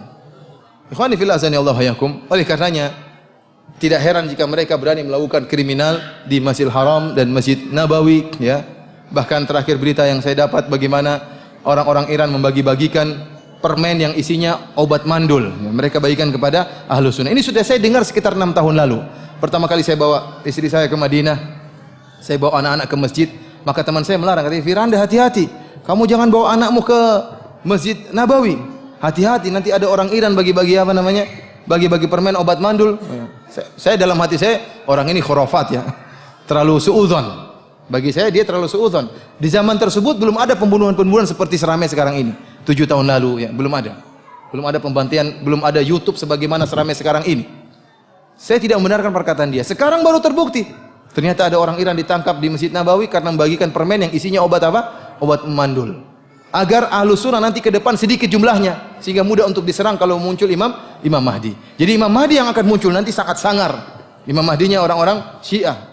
Sangat sangar, dan dia pertama kali tatkala dia muncul, dia akan pergi ke Masjid Nabawi, kemudian dia akan mengeluarkan mayat Abu Bakar dan mayat Umar. Kemudian digantunglah mayat Abu Bakar dan Umar tersebut di pohon korma. Di pohon korma yang kering. Ini disebutkan dalam buku-buku mereka, dalam Biharul Anwar dan juga dalam kitab Al-Anwar An-Nu'maniyah, dalam kitab-kitab yang lain. Setelah digantung mayat Abu Bakar dan Umar, pohon korma yang tadinya kering menjadi basah, kemudian menjadi segar dan mengeluarkan buahnya dan daun-daunnya. Ini istidraj dari Allah kata mereka. Akhirnya banyak orang yang terpukau dengan keajaiban Abu Bakar dan Umar. Lihat pohon yang kering bisa menjadi basah. Akhirnya orang-orang yang mencintai, punya dalam hatinya sedikit rasa cinta kepada Abu Bakar akan berkumpul di suatu tempat, membentuk saf, membela Abu Bakar dan Umar. Adapun orang-orang yang benci Abu Bakar dan Umar akan dikumpulkan pada saf yang lain, orang Syiah dan semuanya. Maka setelah Ahlus Sunnah seluruhnya dari penjuru dunia berkumpul, maka dibunuh oleh Imam Mahdi. Jadi Imam Mahdi mereka ini sangar, nanti kalau udah muncul bukan cuma antum-antum juga bakalan dibunuh oleh Imam Mahdi. Tapi Imam Mahdinya insya Allah nggak keluar ya. Karena Imam Mahdinya sudah 1200 tahun sembunyi, nggak keluar sampai sekarang. Ikhwani fillah azanillahu wa iyyakum. Ini kita berbicara tentang sejarah berdarah orang-orang Syiah, dan sekarang kita akan berbicara tentang akidah orang-orang Syiah. Ikhwani fillah azanillahu wa iyyakum.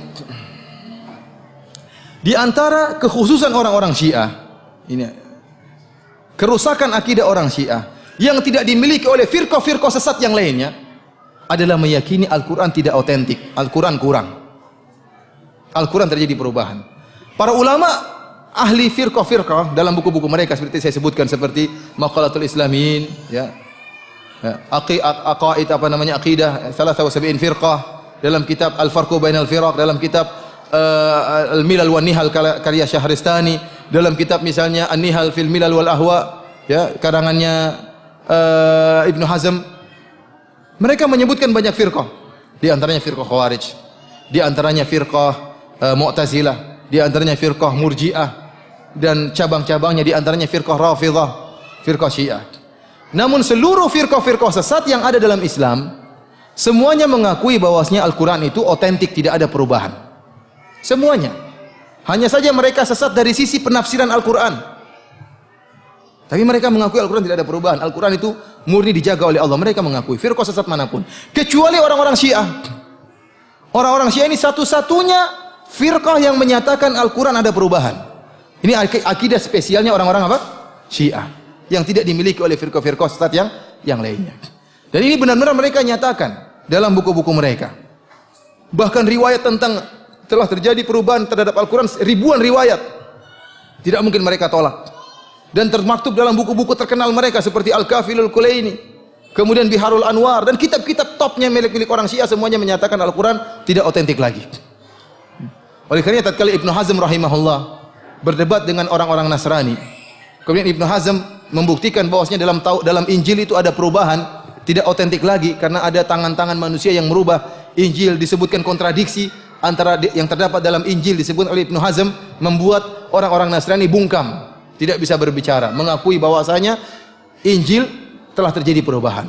Namun apa kata orang-orang Nasrani? Benar, Injil ada perubahan, tapi Al-Quran juga ada perubahan. Kata Ibnu Hazm, siapa yang bilang Al-Quran ada perubahan? Orang-orang Syiah yang mengatakan demikian. Kata Ibnu Hazm, orang Syiah bukan Islam. Gampang, kata dia apa? Syiah bukan apa? Bukan Islam. Karena barang siapa yang mengatakan Al-Quran ada perubahan, itu bukan orang Islam. Allah Subhanahu wa taala mengatakan, Qul la in ijtama'atil insu wal jinnu ala ayyatu bimithli hadzal Qur'an la ya'tuna bimithlihi walau kana ba'dhum li ba'dhin dhahira. Katakanlah, meskipun seluruh jin dan seluruh manusia berkumpul untuk bisa membuat seperti Al-Quran, mereka tidak bakalan bisa. Kalau ternyata Al-Quran ada perubahan, law kana min indillah indi ghairillah lawajadu fi ikhtilafan katsira. Kalau Al-Quran bukan dari Allah, maka akan terjadi banyak kontradiksi. Kalau ternyata Al-Quran ada perubahan, orang lain bisa bikin seperti Al-Quran. Tapi Al-Quran dijaga oleh Allah. Inna nahnu nazzalna dzikra wa inna lahu lahafizun. Kami yang turunkan Al-Quran dan kami yang akan menjaga Al-Quran. Kita orang Islam meyakini, barang siapa yang meyakini ada satu huruf dalam Al-Quran yang kurang dan dirubah, kita bilang dia kafir. Berarti kita tidak meyakini penjagaan Allah terhadap Al-Quran. Bagaimana lagi kalau orang-orang mengatakan Al-Quran ya banyak perubahan, ayat-ayat didistorsi, ayat-ayat kurang, yang lakukan siapa? Para sahabat. Oleh karenanya satu akidah orang Syiah ini sudah cukup membuat kita mengkafirkan mereka. Karena memang kita meyakini bahwasanya Al-Quran adalah sempurna dan tidak ada perubahan, dan Allah menjaga Al-Quran dari adanya perubahan. Oleh karenanya di antara mukjizat Al-Quran, ya, walaqad yassarnal lidzikri, kami telah mudahkan Al-Quran untuk apa? Banyak orang yang menghafal Al-Quran mudah. Orang anak kecil aja hafal Al-Quran, umur masih 7 tahun, 8 tahun sudah hafal Al-Quran. Ada perubahan sedikit Al-Quran maka akan ketahuan. Tidak mungkin ada perubahan dalam Al-Quran. Namun inilah akidah orang-orang Syiah. Sampai-sampai ulama mereka yang bernama An-Nuri At-Tabarsi menulis sebuah kitab Faslul Khitab fi Tahrifi Kalami Rabbil Arbab. Penjelasan yang gamblang tentang bahwasanya Al-Quran sudah berubah. Dan dia menukil banyak perkataan ulama tentang adanya perubahan dalam Al-Quran. Inilah yang menyebabkan terjadi perkelahian di Sampang, iya atau tidak? Gara-gara meyakini Al-Quran sudah tidak otentik. Ya, orang jengkel dibilang Al-Quran tidak otentik. Kitab suci yang kita selama ini kita yakini dikatakan tidak beres. Dan meyakini Al-Quran itu kurang, ini kekufuran yang paling top. Kenapa? Kalau kita meyakini Al-Quran itu kurang atau ada perubahan, maka tidak ada kekufuran lagi. Orang boleh meninggalkan sholat, orang boleh berzina. Sekarang kalau ada orang mengatakan zina itu halal, bagaimana kita membantah dia? Kita bilang dalam Al-Quran zina haram. Maka dengan mudah dia mengatakan, mungkin ayat tentang zina itu ada perubahan. Sebagaimana kata orang-orang apa? Syiah. Ada orang mengatakan jilbab tidak wajib. Kita bilang dalam Al-Quran jilbab. Itu mungkin ayat dirubah sama sahabat. Tidak bisa kita mengkafirkan orang kalau kita meyakini Al-Quran itu apa? Ada perubahan. Kalau ada yang mengatakan sholat tidak wajib, kita bilang kamu kafir. Kenapa kamu kafirkan saya? Dalam Al-Quran disebutkan Quran sholat, aqimus sholat, sholat wajib, dirikan sholat. Kata dia mungkin itu ayat yang dirubah oleh sahabat. Repot seperti ini. Jadi Syiah ini membuka pintu kesesatan selebar-lebarnya, pintu kekufuran selebar-lebarnya. Karena puncak kekufuran adalah menyatakan Al-Quran ada perubahan. Kitab suci sudah tidak ada, terus apa yang mau jadikan pegangan? Ikhwani fillah azani Allah wa iyyakum. Di antara riwayat-riwayat yang disebut dalam kitab Al-Kulaini, karangan Muhammad bin Ya'qub Al-Kulaini dalam kitab Al-Kafi, ini Al-Kafi ini seperti Sahih Bukhari dalam kata Muhibbuddin Al-Khatib, salah seorang ulama sunnah di Mesir. Al-Kafi seperti Sahih Bukhari di sisi kaum muslimin. Orang Syiah punya Sahih Bukhari namanya Al-Kafi. Orang Syiah tidak pernah beriman dengan Sahih Bukhari. Tidak pernah beriman dengan Sahih Bukhari, tidak pernah beriman dengan Sahih Muslim, tidak pernah beriman dengan Abu Daud, Nasai dan Ibnu Majah, Musnad Imam Ahmad, mereka tidak pernah imani. Namun mereka hanya menyebutkan riwayat dari Bukhari atau Muslim yang menurut mereka mendukung mazhab mereka untuk membuat kaum muslimin menjadi bimbang. Sebenarnya mereka sudah punya buku sendiri, tidak butuh dengan Sahih Bukhari, dengan Sahih Muslim, mereka tidak pernah percaya. Mereka punya Sahih Bukhari sendiri namanya Al-Kafi Al-Kulaini. Bahkan ya, kedudukan Al-Kafi di sisi orang Syiah lebih afdal daripada kedudukan Sahih Bukhari menurut kaum muslimin. Kenapa? Karena kata mereka, kitab Al-Kafi ini setelah dikarang oleh Muhammad bin Ya'qub Al-Kulaini, dipaparkan kepada Imam Mahdi dan sudah dicek oleh Imam Mahdi. Sahih Bukhari hanya bisa kedudukannya seperti Al-Kafi kalau Sahih Bukhari ditampakkan kepada Nabi Muhammad. Oh, ini sahih semua, baru bisa sama seperti Al-Kafi. Oleh karena mereka benar-benar memegang riwayat-riwayat dalam Al-Kafi karena sudah dicek langsung oleh siapa? Imam Mahdi. Di antara riwayat yang terdapat dari Imam Mahdi dalam kitab Al-Kafi, kata Abu Abdullah Ja'far As-Sadiq, dia mengatakan, wa inna indana la mushaf Fatimah. Sungguhnya di sisi kami ada mushaf Fatimah. Wa ma yudrihim ma mushaf Fatimah. Tahukah mereka apa itu mushaf Fatimah? Mushafun fihi mithlu Qur'anikum hadza thalatha marrat. Mushaf Fatimah, Quran ka Fatimah itu seperti Quran kalian 3 kali lipat. Kemudian apa kata Ja'far As-Shadiq, imam mereka? Wallahi ma fihi min Qur'anikum harfun wahidun. Demi Allah, tidak ada pada mushaf Fatimah itu satu huruf pun yang ada pada Quran kalian. Ini kegoblokannya orang Syiah. Berarti Quran mereka bukan bahasa Arab. Kata dia Qurannya berapa kali lipat? 3 kali lipat. 3 kali lipat ini tidak ada satu huruf pun yang ada di Quran kita sama dengan padahal huruf cuma alif bata sampai ya atau tidak? Tidak ada huruf yang lain. Berarti Quran mereka bukan pakai bahasa Arab, bahasa Persia atau bahasa Jawa mungkin. Ini gobloknya mereka. Mereka bikin kedustaan tapi goblok.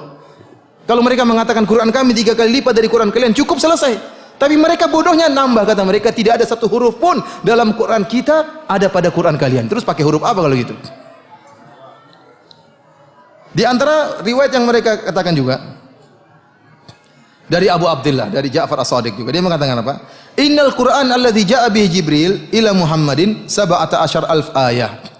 Sungguhnya Quran yang diturunkan oleh Jibril kepada Muhammad 17.000 ayat. Quran kita berapa ayat? 6.000 ayat. 6.000 kali 3 berapa? 18.000. Ini juga bodoh, tidak tahu matematika. Harusnya 3 kali lipat itu 18.000, dia bilang berapa ribu?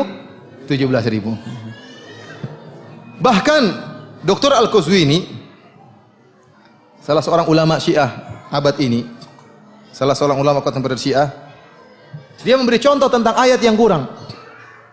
Kata dia dalam surat Al-Imran ayat 33, Allah berfirman, Inna Allah astafa Adam wa Nuh wa ala Ibrahim wa ala Imran ala alamin.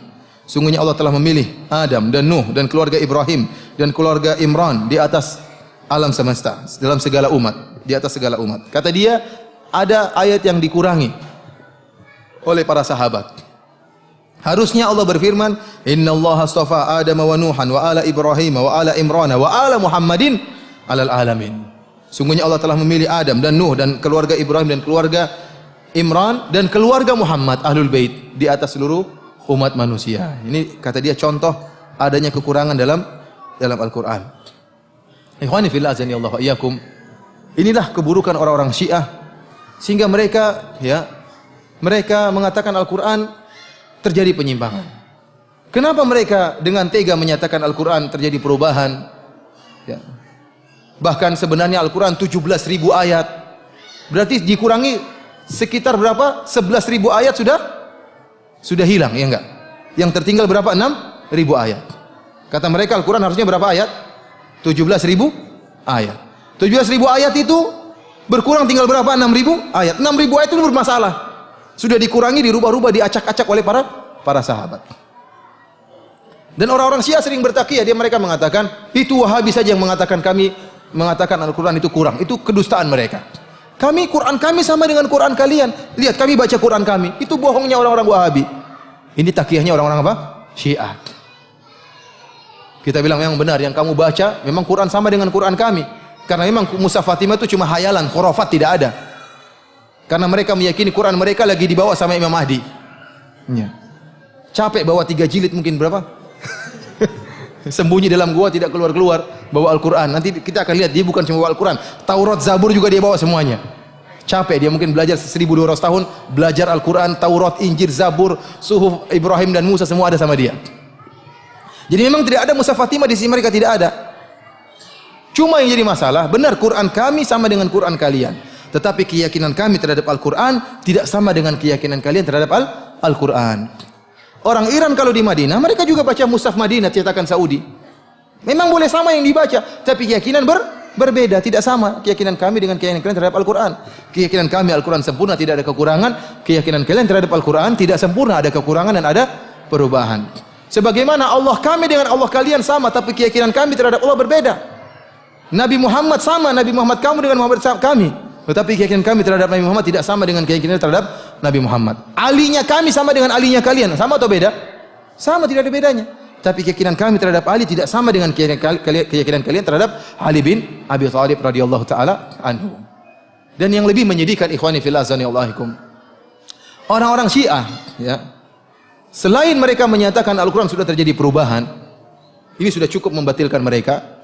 Di antara kekufuran yang mereka lakukan terhadap Al-Quran, kata mereka Al-Quran tidak mungkin ditafsiri kecuali oleh imam. Kecuali oleh imam. Jadi mereka mengatakan bahwasanya Al-Quran itu ya dijelaskan oleh Nabi kepada Ali bin Abi Thalib saja, yang lain tidak ada.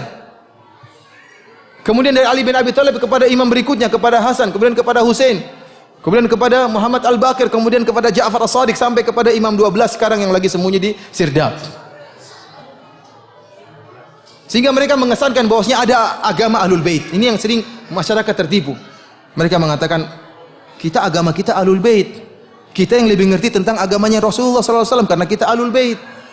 Ya. Sementara orang-orang di luar Ahlul Bait mereka tidak paham tentang agama Rasulullah. Coba kalau kamu di rumah yang lebih paham tentang agamanya bapak kita siapa? Ya kita anaknya yang lebih paham. Jadi yang lebih paham tentang agamanya Nabi Muhammad siapa? Ali bin Abi Thalib, anaknya Fatimah.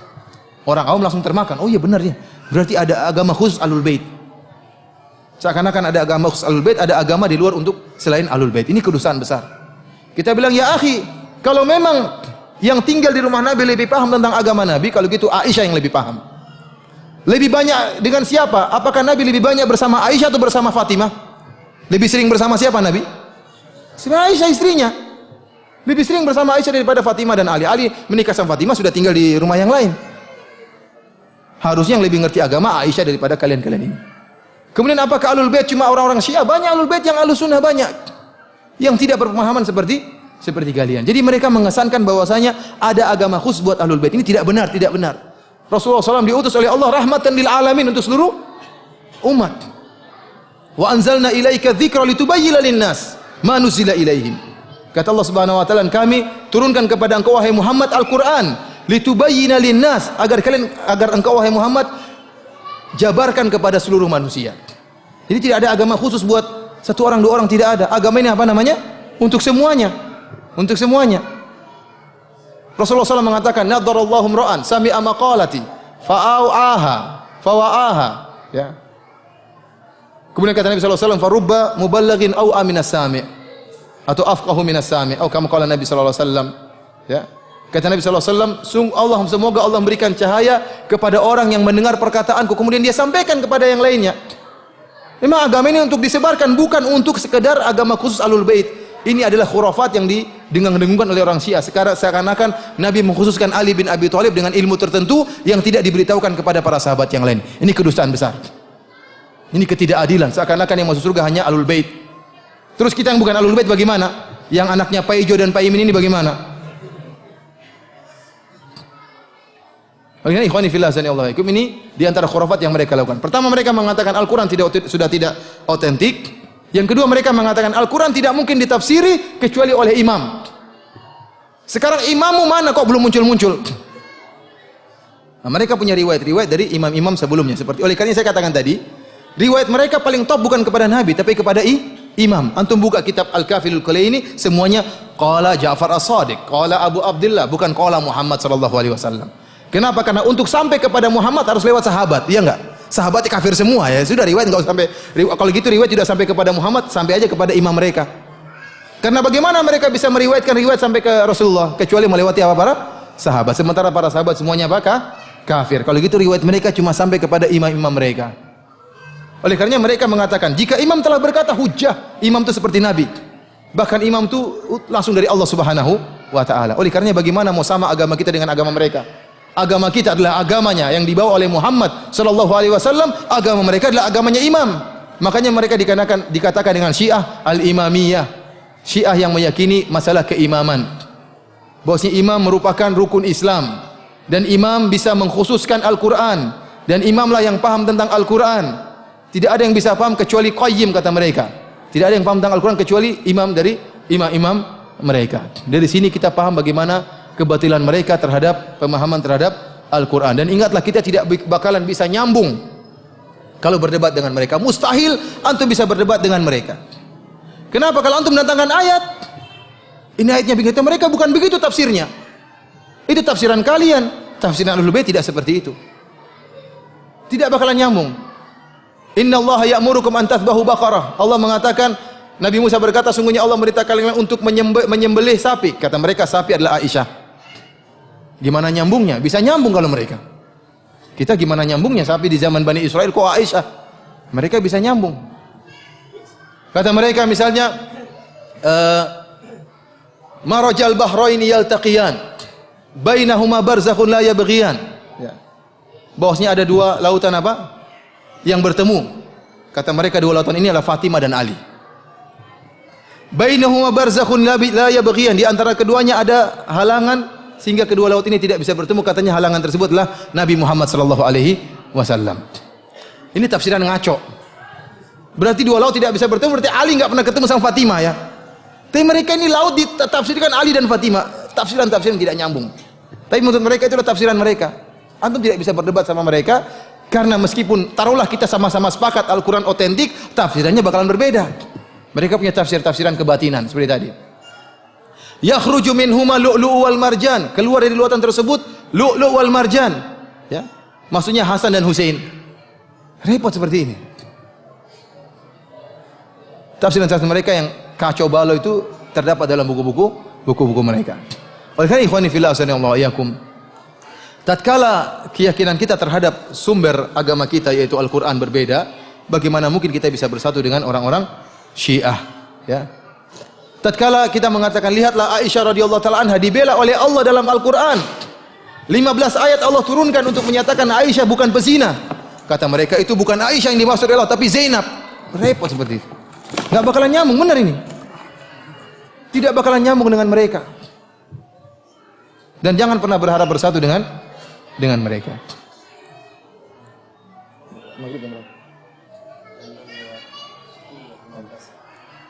Ikhwani fillah azanillahu alaikum, insyaallah setelah maghrib kita lanjutkan karena menjelang maghrib butuh persiapan untuk salat maghrib. Wallahu taala alam bisawab. Assalamualaikum warahmatullahi wabarakatuh.